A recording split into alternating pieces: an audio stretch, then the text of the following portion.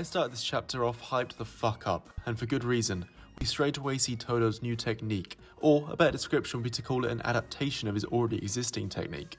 We quickly learn that it's called a vibra slap, with the narrator explaining it as a percussion instrument striking the ball against the wooden box causes the metal teeth within to oscillate wildly, producing a characteristic sound.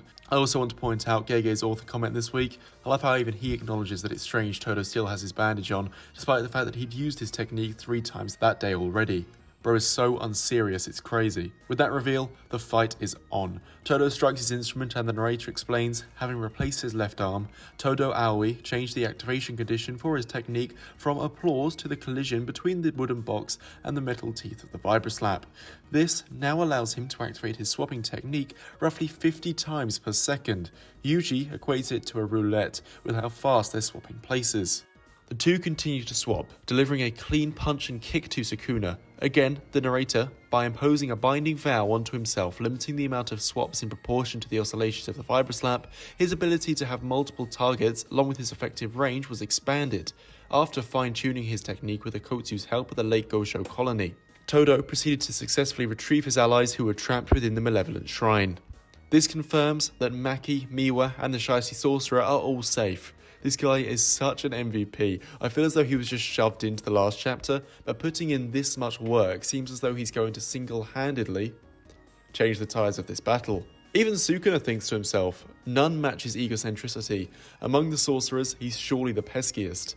I must admit, he appeared exactly when I least wanted him to.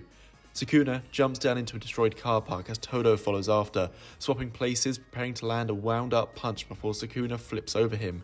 He leapt mid-air. As long as I know he's capable of that, knowing how can wait. As Yuji sprints around them, throwing a stone just as in Shibuya, instead this time with him swapping places with it, landing a clean hit on Sukuna. Though, Sukuna grabs Yuji by the face and prepares to throw him before Todo swaps their places, with Yuji landing more hits on him. We then see this cool standoff that has me reminiscing of this.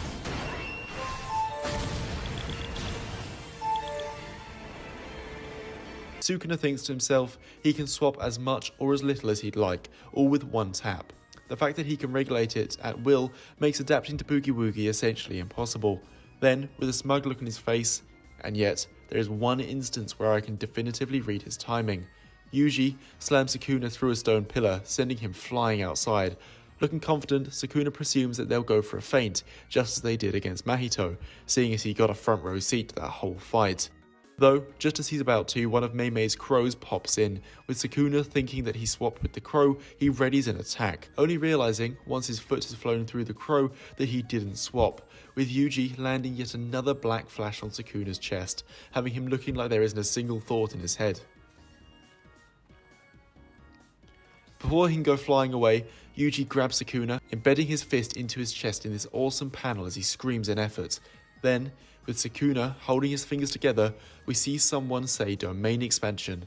Then, something catches Sukuna's attention.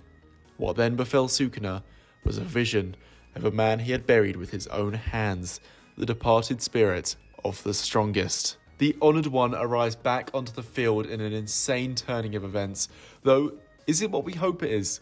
One theory I saw was that Yuji hid his hand within Sukuna to hide the fact that he summoned a domain expansion, as if Sukuna were to have cast his, then and there, we would have seen Malevolent Shrine emerge, only that didn't happen. And with Yuji's whole shtick being able to reach the soul, such as what he's trying to do in Megami, it would make sense that his domain expansion has summoned the soul of Gojo, which is what we are now seeing.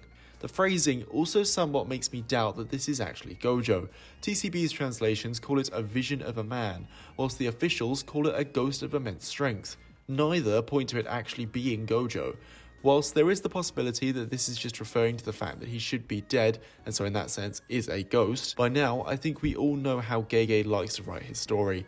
If this is him, then next week is going to be one of the biggest in the whole JJK community. With the airport empty, who knows? Either way, best believe I'll now cover JJK as often as I can. If that sounds interesting to you, subscribe to the channel, and I'll see you all soon.